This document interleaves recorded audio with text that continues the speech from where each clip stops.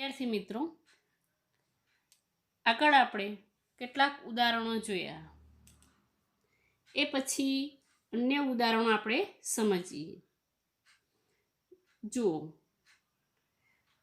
પરોપકાર,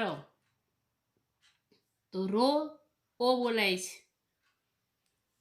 તો એની સંધિ થશે પર વત્તા ઉપકાર. એ જ રીતે બીજો શબ્દ છે વિદ્યોપાસના,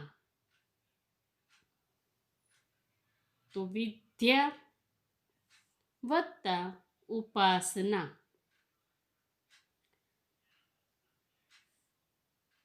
હરેન્દ્ર, તો રમાં એ બોલાય છે, હર વત્તા ઇન્દ્ર.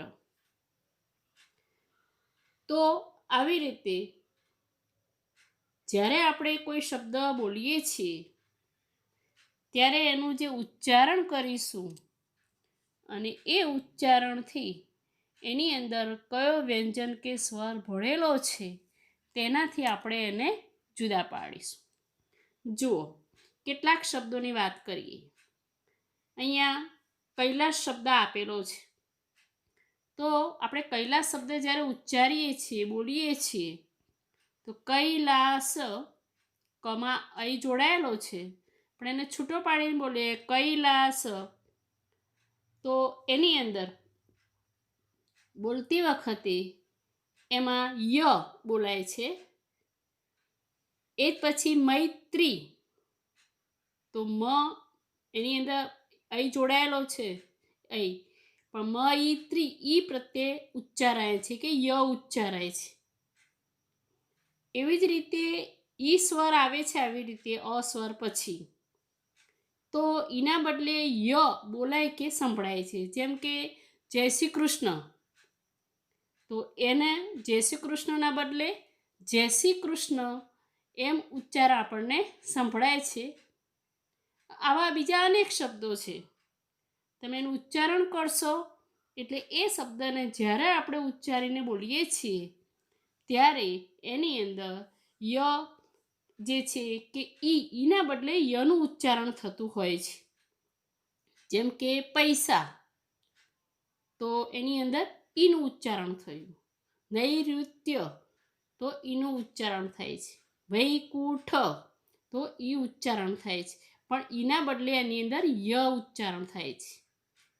એવી જ રીતે કેટલાક શબ્દોનું ઉચ્ચારણ આપણે કરીએ છીએ. ગૌરી, તો એમાં એમાં સંભળાય છે, ગવરી એમ સંભળાય છે, તો ઈના યની જેમ ઉપરની જેમ ઉ જે છે એનો વ સંભળાય છે.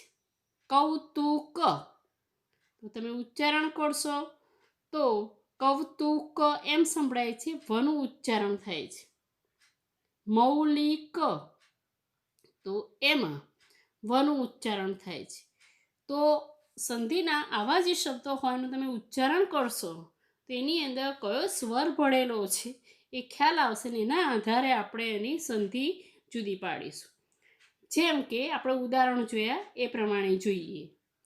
તો જુઓ, અહીંયા ઇત્યાદિ, તો ઇત્યાદિની અંદર ઇતિ વત્તા આદિ, એટલે ઈ જે છે બંને નાના ઈ ને મોટો ઈ રસ્વ દીર્ઘ ઈ વત્તા અ કે આ હોય તો ય એ થાય એટલે ઇત્યાદિ, તો ત એ રસ્વ થઈ ગયો, ઇતિ વત્તા આદિ. ઈ ઉનો નિયમ જોયો આપણે, ઈનો ઉ વત્તા ઉ, અ વત્તા અ, તો ઉ કે મોટો ઉ હોય, રસ્વ હોય કે દીર્ઘ હોય કે અ વત્તા આ હોય, તો વનું ઉચ્ચારણ વાળો આપણે એવું શબ્દ જોયો એ પ્રમાણે તેનો વ થશે. કઈ રીતે? સ્વાગત, તો અહીંયા સુ વત્તા આગત. એવી જ રીતે રૂ હોય વત્તા અ અને આ જોડાયેલો હોય ગમે તે, તો ર થશે. તો કઈ રીતે? અહીંયા જુઓ, પિત્રાજ્ઞા, તો એમાં પિત્રાજ્ઞામાં રૂ જોડાયેલો છે, પિતૃ એટલે રૂ આવ્યો વત્તા આજ્ઞા. તો આવા સ્વર સંધિના અને કેટલાક વ્યંજન સંધિના પણ આપણે ઉદાહરણો એમાં જોઈએ. તો જુઓ આ ઉદાહરણોમાં પ્રત્યક્ષ તો પ્રતિ વત્તા અક્ષ, પર્યાવરણ પરિ વત્તા આવરણ, વ્યર્થ તો ભી વત્તા અર્થ. સ્વાગતનું આપણે ઉપર ઉદાહરણ જોયું, સ્વાગત તો સુ વત્તા આગત, ગુર્વાજ્ઞા તો ગુરુ વત્તા આજ્ઞા. તો આવા કેટલાક નિયમો જોઈએ. હવે જુઓ, ખાસ પરીક્ષામાં આવા ઉદાહરણો આપેલા હોય તો તમારે એને કેવી રીતે છૂટા પાડવા સંધિની દ્રષ્ટિએ એ સમજીએ. અહીંયા એ વત્તા અ તો એનું અય થશે. કઈ રીતે? એટલે તમારે યાદ રાખવાનું કે અયનું એ થાય અને આયનું અય થાય. તો જો ઉદાહરણથી સમજીએ. અયનું એ તો ન ય ન શબ્દ છે, તો ન ય ન તો શું વંચાય છે? અય. તો એનું શું થઈ જશે? એ. તો નયનું શું થઈ જાય? ને વત્તા અન. એવો જ બીજો શબ્દ જે છે શયન, તેનો એ જ નિયમ લાગુ પડશે. અયનું એ થાય તો શયનું શું થાય? સે વત્તા અન. આયનું શું થાય? અય. તો ગાયક તો ગાય આય ઉચ્ચારણ, તો ગાયનું આયનું અય થાય તો ગાયનું શું થઈ જાય? ગઈ વત્તા અખ. પછી એ જ રીતે અવનું ઓ થાય અને આવનું ઔ થાય. આ 4 નિયમ યાદ રાખવાના. અવનું ઓ થાય તો કઈ રીતે? ઉદાહરણથી સમજીએ. પવન તો પવનું શું થશે? પો વત્તા અન. એવી જ રીતે ભવન તો એનો એ જ નિયમ લાગુ પડશે, ભો વત્તા અન. શ્રવણ તો શ્રો વત્તા અન. ચોથું ઉદાહરણ સમજીએ. આવનું શું થાય? ઔ થાય. પાવક તો આવ, તો આવનું ઔ તો પાવનું શું થઈ જાય? પૌ. અહીંયા એક માત્ર છપાઈ નથી, આ રીતે થશે પૌ વત્તા અખ. તો અહીંયા આ નિયમને ફરીથી યાદ કરી લઈએ. પરીક્ષામાં આવા ઉદાહરણ વધારે પૂછાય છે. તમે આ જાણતા હશો તો સરળતાથી એ સંધિને છૂટી પાડી શકશો. આ યાદ રાખવાનું. અયનું એ થાય, આયનું અય, અવનું ઓ ને આવનું ઔ થાય. એ પછી કેટલાક બીજા ઉદાહરણો આપણે સમજીએ. ઘણી વખતે ઉચ્ચારણ કરતા કંઠ્ય, તાલવ્ય, મૂર્ધન્ય, દંત્ય અને ઓષ્ઠ્ય આ ઉચ્ચારણ અનુસાર ધ્વનિઓ જે છે એમાં પ્રથમ અક્ષર તરીકે ક, ચ, ટ, ત, પ આ વર્ગ આવે. એટલે કના વર્ગના કોઈ ધ્વનિની અંદર સંધિ અનુસાર જો બદલાવ આવે તો એનો એ જ વર્ગનો ધ્વનિ આવશે. જો આપણે કેટલાક ઉદાહરણથી સમજીએ. અહીંયા વ્યંજન સંધિને સમજવા માટે આપેલા છે ને સમજીએ કે ક, ચ, ટ, ત ને પ. તો જ્યારે એનું અનુનાસિક ઉચ્ચારણ જે થાય છે તો એમાં ક, ચ, ટ, ત ને પ એમાં ક જે છે, ચ છે, ટ છે, ત છે, પ છે, પણ જ્યારે એનું આપણે ઉચ્ચારણ કરીશું અહીંયા ઘોષ પ્રમાણે, તો ઘોષ અલ્પ પ્રાણ મહાપ્રાણ પ્રમાણેના જે શબ્દો આપેલા છે સામે એ પ્રમાણે આ તમે પ્રાથમિક વિભાગમાં ભણી ગયા છો એટલે આપણે એની ચર્ચા બહુ કરતા નથી, પરંતુ એનું ઉદાહરણથી સમજી લઈએ કે અહીંયા જુઓ ઉદાહરણ આપ્યા છે પ્રમાણે દિગંત, તો દિગંતની અંદર દીગ વત્તા અંત, તો ક છે તો ક વર્ગના ઘોષ ધ્વનિ તરીકે છે એટલે એનો કનો શું થઈ જશે? ક થશે. એ જ રીતે બીજું ઉદાહરણ છે ષડાનન, તો ટ છે એનું શું થાય છે? ડ. તો એ પ્રમાણે ષટ વત્તા આનનો. જગદગુરુ, તો ત છે એનું શું થઈ ગયું? દ. જગત વત્તા ગુરુ. એ જ રીતે અબજ, તો અપ વત્તા જ, તો પનો બ. એ જ રીતે કેટલાક બીજા ઉદાહરણો આપણે જોઈએ. અહીંયા વાગદાન, તો ઘનું શું થાય? ક ઉચ્ચારણ, અને કનો ગ, તો વાક વત્તા દાન. ષટકોણ, ષટ વત્તા કોણ. સદગુણ, તો દનો શું થઈ જશે? ત. સત તખોડો થશે વત્તા ગુણ. તો એવી જ રીતે બીજા કેટલાક ઉદાહરણો આપણે જોઈએ. તો જુઓ, અહીંયા અનુનાસિક જે સંધિની અંદર અમુક શબ્દનો આપણે ઉચ્ચારણ કરીએ છીએ. તો અહીંયા ચંદ્ર શબ્દ છે, તો ચંદ્ર શબ્દમાં આપણે અનુસ્વાર લખવો ના હોય તો આપણે એ ચંદ્ર શબ્દને કઈ રીતે લખીશું? આમ તો ચંદ્ર આ રીતે લખાય, પણ આપણે અનુસ્વાર જે છે અનુસ્વાર નથી લખવો, તો આપણે આ રીતે પણ ન સાથે જોડાઈને ચંદ્ર લખી શકીએ. હવે એવી જ રીતે કંપન શબ્દ છે, તો કંપનની અંદર જે છે આપણે કંપન બોલીએ છીએ, પણ આપણે એ કંપન અનુસ્વાર એની ઉપર મૂકતા નથી અને લખવાનું હોય તો કંપન આપણે મનો ઉચ્ચાર થાય છે એની અંદર, એટલે આપણે મ સાથે જોડીએ છીએ. હવે આવી જ રીતે આવા ઉચ્ચારણ પ્રક્રિયા અનુસાર આપણે ઓષ્ઠ્ય વર્ગના જે ધ્વનિઓ હોય એની અંદર પ, ફ, બ, ભ, મ, એમાં મ એ અનુનાસિક છે, તો આ પાંચમાંથી કોઈ પણ ધ્વનિ આગળ તીવ્ર અનુસ્વાર આવે તો તે જોડાક્ષરને આપણે મ અક્ષર દ્વારા લખી શકીએ. અનુનાસિક સંધિમાં પણ આ જ નિયમ લાગુ પડે છે. પહેલા શબ્દના અંતે જે વર્ગનો ધ્વનિ આવતો હોય અને બીજા શબ્દના આરંભમાં મ કે ન ધ્વનિથી થાય તો પહેલા શબ્દને અંતે તે જ વર્ગનું અનુનાસિક ધ્વનિ ઉચ્ચારાય. એના કેટલાક ઉદાહરણો પણ આપણે જોયા. એ પછી કેટલાક ઉદાહરણોથી થોડુંક સમજીએ. જુઓ, અહીંયા દિગ્મૂઢ, દીક વત્તા મૂઢ. સન્મતિ, તો નનું ઉચ્ચારણ થાય છે સત વત્તા મતિ.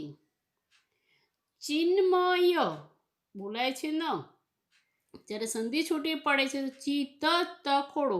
એટલું યાદ રાખવાનું કે બીજો વ્યંજન જે આપણે સંધિ છૂટી પાડીએ ત્યારે એના નીચે આવી વિસર્ગની ખોડાની અધૂરાની નિશાની આપણે કરવાની. ચિત્ત વત્તા મય, ચિન્મય. જગત વત્તા નાથ, તો અહીંયા શું થઈ જશે એનું? જગન્નાથ. સન્નારી શબ્દનો છૂટો પાડીએ છીએ તો એ જ રીતે જ નિયમ લાગુ પડશે, સત વત્તા નારી. તો એ દંત્ય તનો ન કે નનો ત.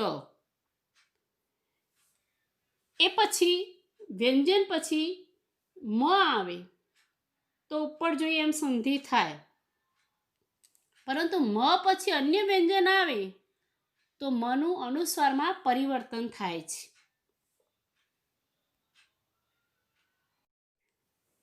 જો આ ઉદાહરણ, અહીંયા ઉદાહરણ છે પ્રમાણે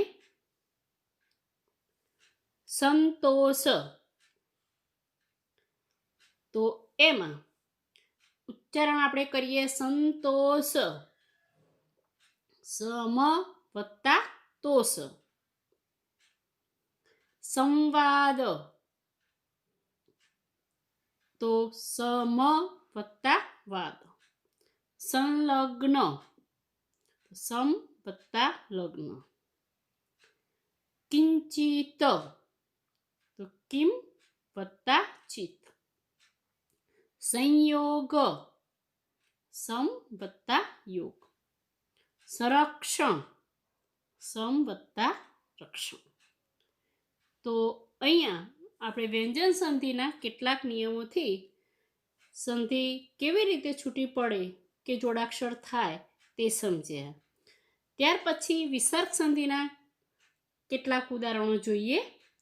વિસર્ગ સંધિ કોને કહેવાય આપણે સમજી ગયા, છતાં યાદ કરી લઈએ કે બે શબ્દો ભેગા થાય ત્યારે પહેલા શબ્દને અંતે જો વિસર્ગ આવતો હોય તો તેમાં જુદા ધ્વનિ પરિવર્તન આવતા હોય છે અને આવી સંધિને વિસર્ગ સંધિ કહેવાય. વિસર્ગ પહેલા અસ્વર અને પછી અસ્વર અથવા અન્ય કોઈ પણ ઘોષ વ્યંજન હોય તો વિસર્ગનો ઓ થાય. કઈ રીતે, જો ઉદાહરણથી સમજીએ. આ ઉદાહરણ છે અધોગતિ. ધોમાં ઓનું ઉચ્ચારણ થાય છે તો અધઃ વત્તા ગતિ. આપણે આ બે ટપકા કર્યા વિસર્ગની નિશાની. મનોબલ મનઃ વત્તા બલ. બીજો નિયમ સમજીએ કે વિસર્ગ પહેલા અ અને આ સિવાયના અન્ય કોઈ પણ સ્વર હોય અને વિસર્ગ પછી અન્ય કોઈ પણ સ્વર કે ઘોષ ધ્વનિ હોય તો વિસર્ગનો ર થાય છે. તો જુઓ આ ઉદાહરણ. નિરાહાર તો શું થશે, નિહિ વત્તા આહાર. નિર્ધન નિહિ વત્તા ધન. બીજો નિયમ સમજીએ આગળ. વિસર્ગ પહેલા ઈ ઉ અને વિસર્ગ પછી ક પ ટ ફ માંથી કોઈ પણ ધ્વનિ હોય તો વિસર્ગનો શ થાય. તો એમાં ઉદાહરણથી સમજીએ. અહીંયા દુષ્કર્મ તો દુહુ વત્તા કર્મ. ચતુષ્પાદ ચતુહુ વત્તા પાદ. એ પછી ઉદાહરણ જોઈએ. નિષ્ફળ નિહિ વત્તા ફળ. ધનુષ્ટંકાર ઉચ્ચારણમાં જ આવે છે ધનુહુ વત્તા ટંકાર.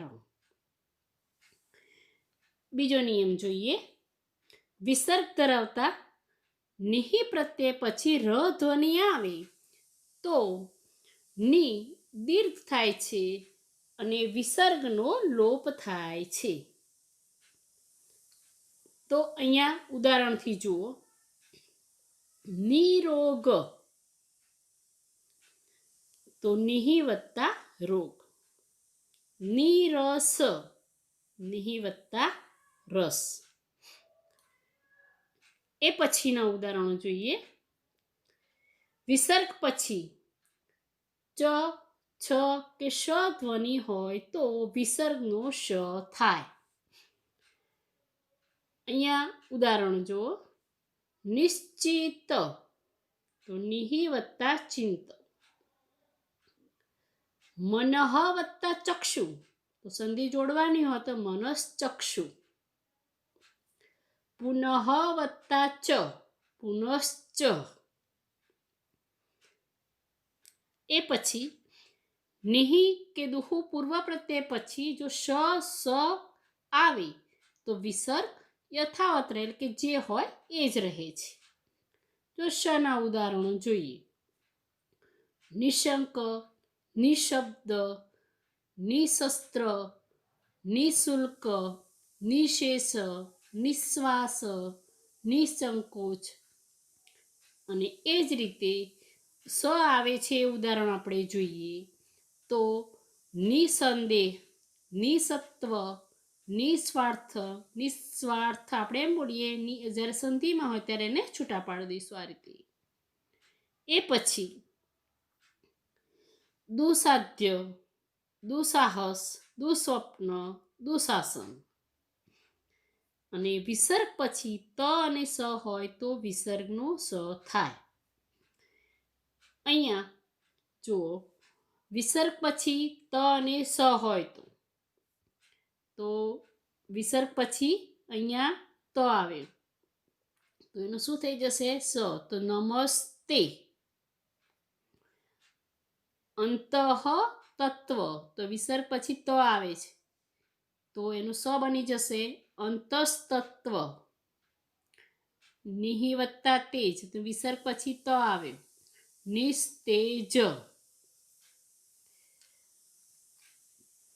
તો આવા ઉદાહરણોથી આપણે સમજ્યા કે સ્વર સંધિ, વ્યંજન સંધિ અને વિસર્ગ સંધિની અંદર કેવી રીતે નિયમ અનુસાર આપણે એમાં સંધિ છોડી કે જોડી શકીએ છીએ.